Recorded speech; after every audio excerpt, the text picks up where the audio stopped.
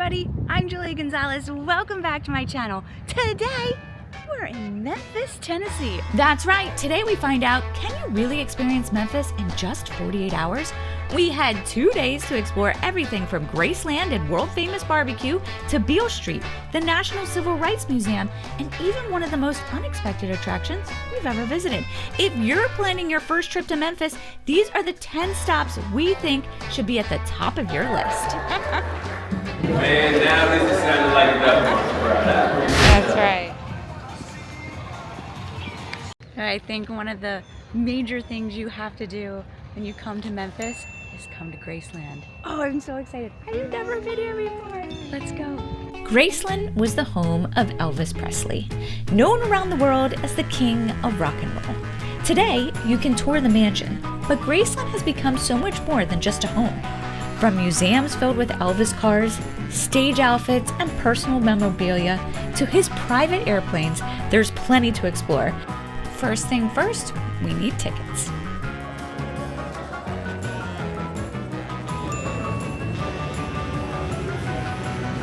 After purchasing our tickets, we boarded a shuttle that took us across the street to Graceland, where our tour of Elvis Presley's home officially begins. Start your iPads up. If you're on the intro screen, press the X. Graceland was purchased by Elvis in 1957 when he was just 22 years old. He would call it home for the rest of his life, and today it's one of the most visited private homes in the United States. As we make our way through the mansion, many of the rooms have been preserved much as they were during Elvis's lifetime. I love the carpet.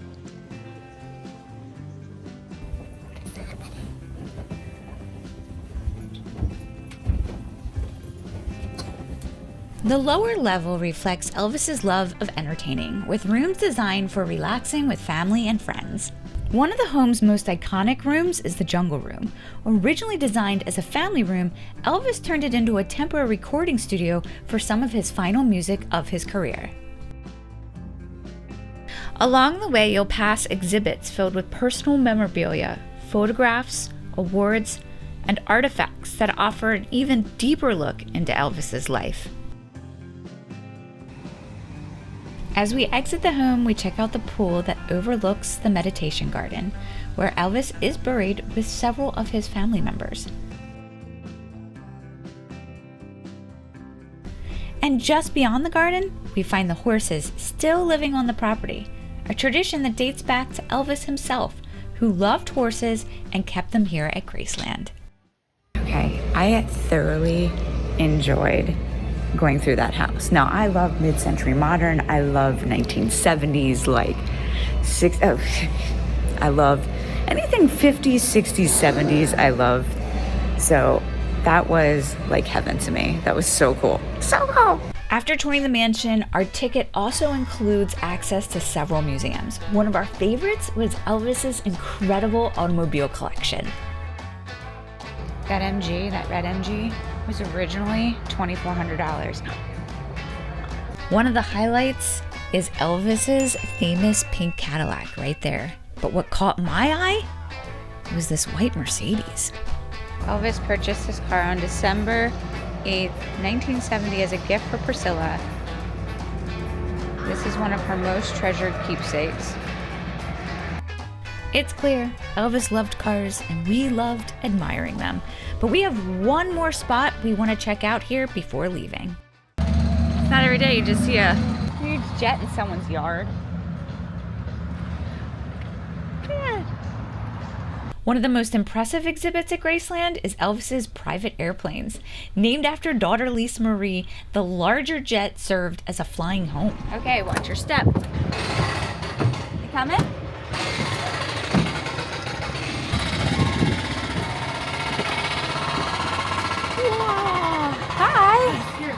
Oh, sorry. The only one's here.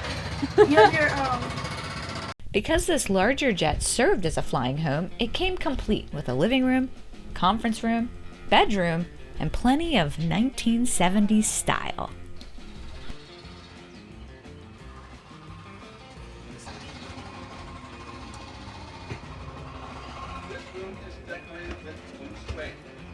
super cool. I would fly like that.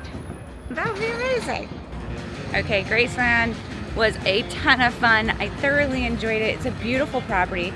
If you love history, mid-century, modern, anything from the 50s, 60s, 70s, you would love to see this place. I mean, it's historic because it's Elvis as well, but it's such a, it's like a time capsule. Definitely come check it out when you're in Memphis. After exploring Graceland, we worked up an appetite and we're ready to experience another side of Memphis, its legendary barbecue. Central BBQ has built a loyal following thanks to its slow-cooked meats and classic Memphis-style flavors.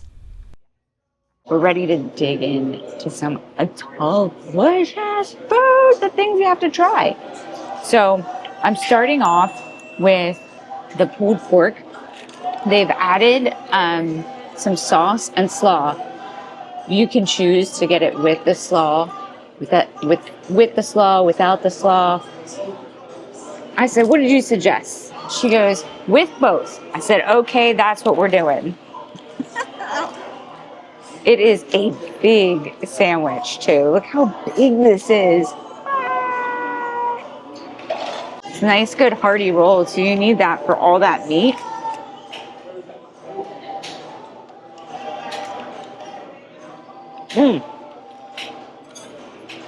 It's good.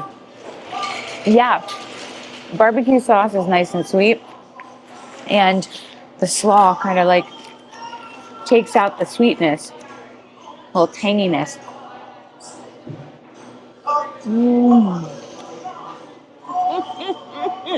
I'm also picking up on some nice pepper notes too. That was really good. Another thing you have to try is the nachos when you come here. Those nachos. Now, I've had brisket nachos before, but we don't do brisket here in Memphis. We do pork. So we got the pork nachos with the jalapenos on the side. I mean, these are loaded. Pork, tons of cheese. Look at that.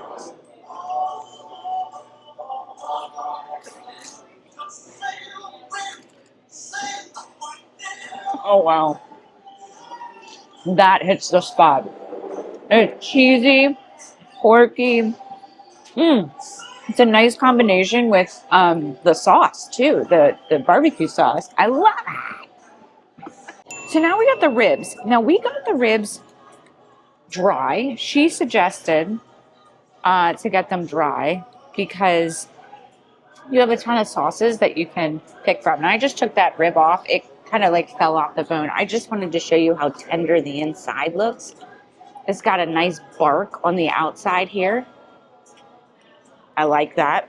I am going to eat the meat from the rib that I just took off. Oh, wow. Oh, that is really flavorful. Oh, yeah. There's a nice fattiness to the meat. And I would say it's coming off the bone nicely. It's not particularly falling off the bone, but it's not tough. It's nice. It's tender. It's got a great flavor. I honestly don't even think you need the sauce. I think you could use the sauce maybe just to kind of give it a gloss, but the taste of the meat is absolutely phenomenal.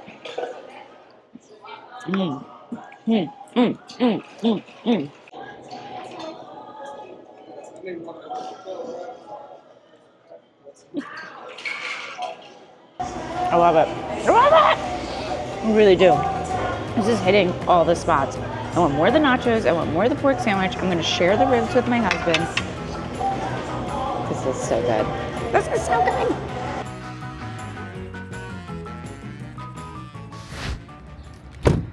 So now we just arrived to one of the most important places you have to visit when in Memphis. The National Civil Rights Museum. Freedom and justice, I have a dream. Located at the former Lorraine Motel, this is the place where Dr. Martin Luther King Jr. spent his final hours before his assassination in 1968. I have a dream today. Before you even enter the main museum, visitors gather in a waiting area where stories are shared about enslaved Africans and their journey to North America. It serves as a reminder that the story you're about to experience didn't begin in the 1950s or 60s, but it's part of a much longer history that spans generations. Okay, so now we're gonna watch a 12-minute video. Probably can't record it, but we're in the theater. The name of the film that you're about to view at this time is called Created Equal. So please make sure all cell phones are on silent and or vibrate, please, and thank you. The museum walks us through the history of the civil rights movement, exploring challenges, struggles, and injustices that shaped the era. I need that seat now. Please move back. Along the way, we learn about the individuals whose courage, determination, and sacrifice helped change the course of American history. What surprised me most was how immersive the exhibits are. Rather than simply reading about history, you feel connected to the stories and the people behind them. We can easily spend hours here. While it's not an easy visit, it's an important one, and one of the most meaningful experiences we had in Memphis.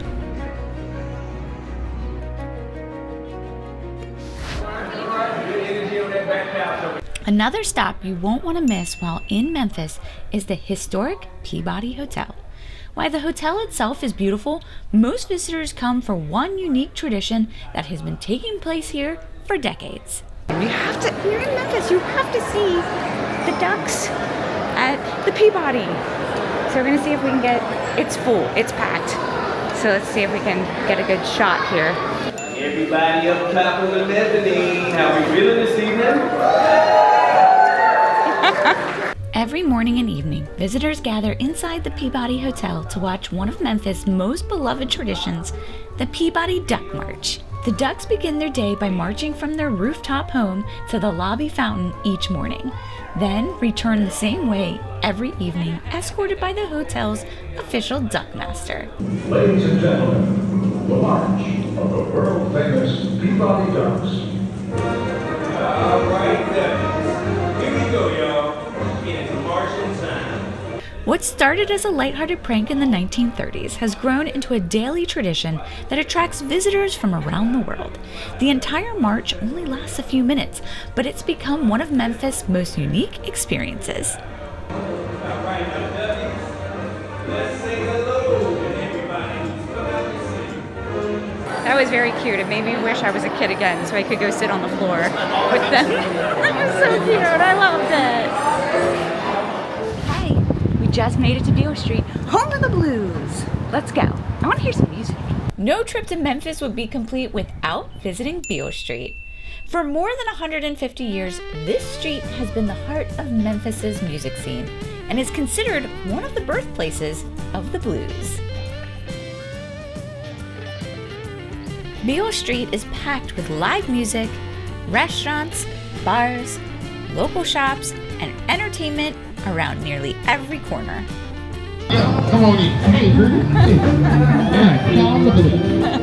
When it comes to live music on Beale Street, one of the most iconic venues is BB King's Blues Club. It's a spacious venue where you can enjoy Southern-inspired food, grab a drink, and most importantly, experience live blues music.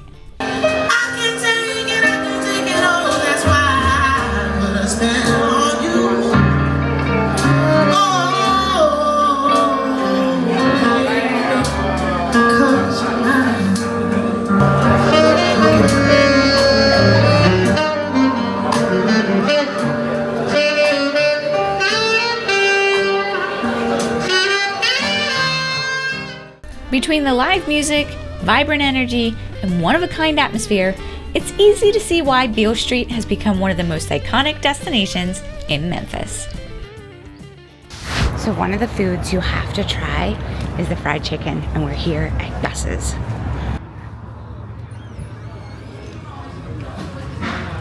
Oh, busy. Hi!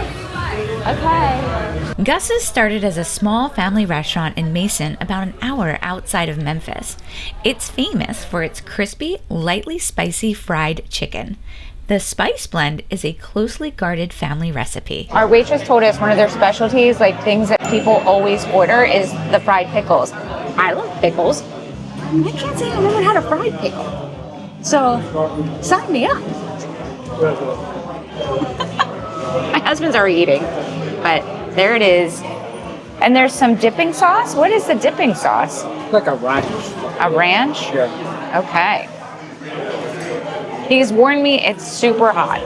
So.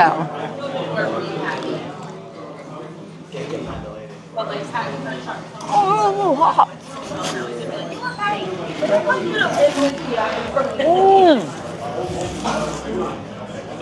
Okay. That was super hot, but I freaking love it. It's like super tart and tangy, and the frying actually like cools it down. So you get the crunchiness, but the crunchiness of the fry. And I love how pungent that pickle is. Who knew that would happen to a pickle? I totally burnt my mouth though. Holy cow, I can feel it. It's like, this chicken looks amazing. It's so dark in color. Look at this. Look at this piece. Look how amazing that looks. How dark it looks. And it's so crispy on the outside. Like, I'm gonna take a smaller, try a lady bite, but I have a feeling I'm gonna just be digging into this the best I can. Oh my God, it just smells so good. So she said for people who don't like spice, most people would rate this at like a 6 level. People who do like spice would rate this at a 4. So I don't know. I mean, I love spice, but I can't say I can handle it very well. So we're gonna see. Where am I gonna come out at? Times you won't. Maybe on the plane, but the guy's car. It's really good. I love the flavor of the skin. Now, I'm waiting for burn, but I'm not burny. I don't feel burny. Do you feel burny? A little bit. A little bit? There'll be enough. Okay, hold on. I'm going to take another bite. Somewhere nearby, sir. And he's like, describe it. He's like, you feel it. You have this. Is it in the skin? Is it whatever? Okay, I love it. It is a slow build, so it's building in my mouth, but it's not unpleasant. So I would probably rate it at like a 5. Like, it's in the middle for me. It's not over powerful, but it does have a kick. And it, like, my thing with spice is I want it to be addictive. Like, I want it to keep, like, I need more. And it definitely has that. Oh my God. Really good. Oh my gosh, Gus's for the win! The chicken was incredibly juicy. The skin had the perfect crunch, and that signature kick of spice brought everything together. It's easy to see why Gus's has become a Memphis favorite. That is so good! As you're exploring Memphis, there's one building you simply can't ignore. Rising above the skyline is this massive pyramid that almost feels like it's calling your name. I mean, have you seen anything like that before? Oh my God.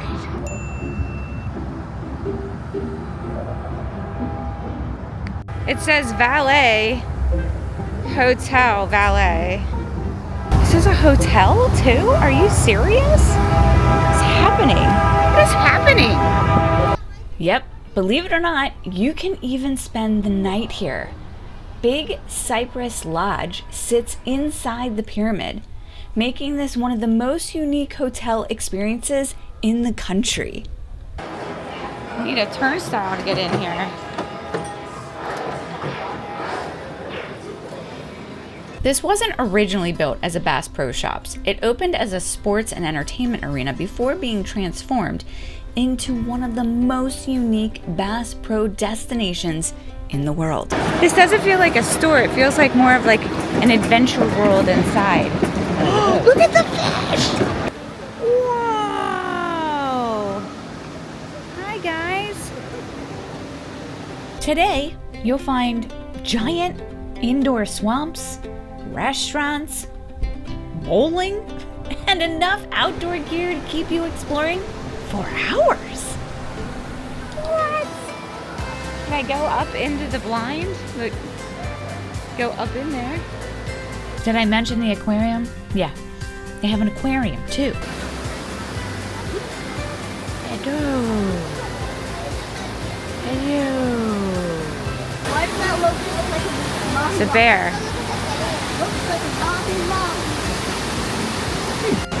I guess you can ride the elevator all the way to the top. I don't like heights, but I feel like this is an adventure you have to take. So let's go. Unfortunately, the line was too long and we didn't have enough time to wait for a ride. But this is one of the highlights. It's America's tallest freestanding elevator, taking visitors 300 feet to the top of the pyramid for incredible views of downtown Memphis.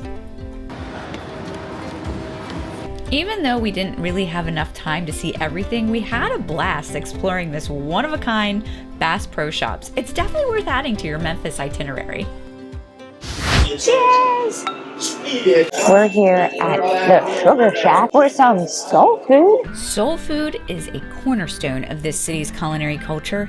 It's all about comforting Southern dishes made from recipes rooted in generations of African American traditions passed down through generations. Oh my gosh, everything smells so good. These dishes are beautiful. The chicken here is kind of, I'm gonna show it to you.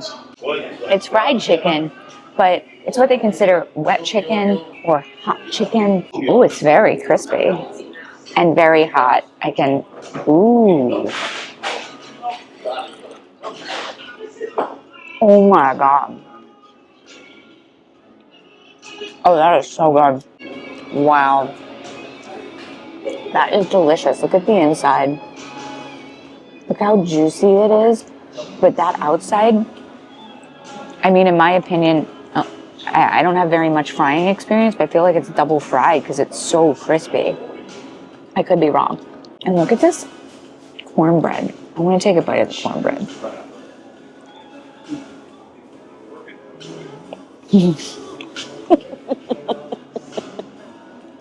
Wow.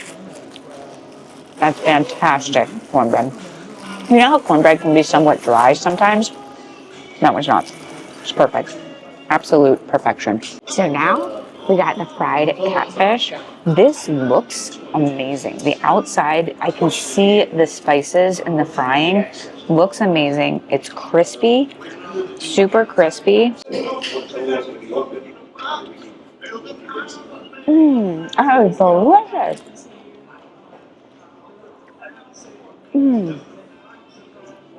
Yeah, it's a very light fish, but the seasoning on the outside gives it this punch of flavor. It's so good. Oh my God. So tender but crispy. Oh, perfect. Now, they also have these fried okra. Remember that?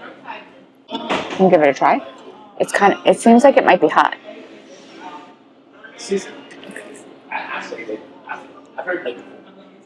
Oh, I like that. I love the actual flavor of the okra, but the frying has some like mixture in it that kind of gives it a little crunchiness, a saltiness, additional flavors. It's very earthy. Oh my God. I love that. That is so good. This is great. The thing is, you're getting so many different flavors, but it's like comforting and soothing and just makes you want to eat more.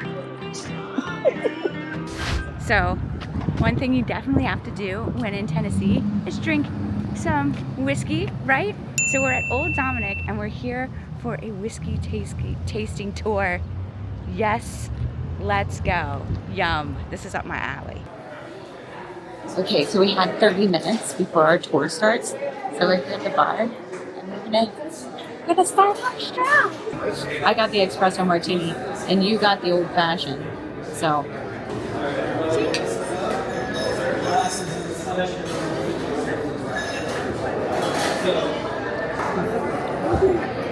you can't have too many of those. Old Dominick's story dates back to 1866 when Italian immigrant Domenico Canali built what became one of Memphis's best-known whiskey brands. After disappearing for decades, the brand was eventually revived, and today visitors can tour the distillery and see how it's made. The tour takes you through the entire process, from grain to bottle, while sharing the history behind one of Memphis's oldest whiskey names. This is the grain mash. And then this liquid underneath, that's called distiller's beer. And of course, the tour finishes with an optional tasting for guests 21 and older. Charcoal filter that we see. Okay. So this is See whiskey. So the Give it a try. filter is mostly there to remove Oh, nice and sweet. unpleasant. Proof on this is 85. So 75% corn on the mash bill is 85. I'll be honest, whiskey on its own is a little strong for my taste, but their toddy was completely different. It's a lower alcohol, slightly sweet, and just a hint of cinnamon, and something I could easily enjoy on its So own. this is good. This is the one, the toddy. Drink some toddy. Here. So this is the original complex. And with that last sip, our time has come to an end here in Memphis. Well, I hope you enjoyed our weekend here in Memphis. I had a fantastic time. Oh, the food, the music, the history. It's a great city. So if you haven't already, I invite you to hit that subscribe button because we have more fun, more travel, more food coming your way. See you on the next video. Bye for now.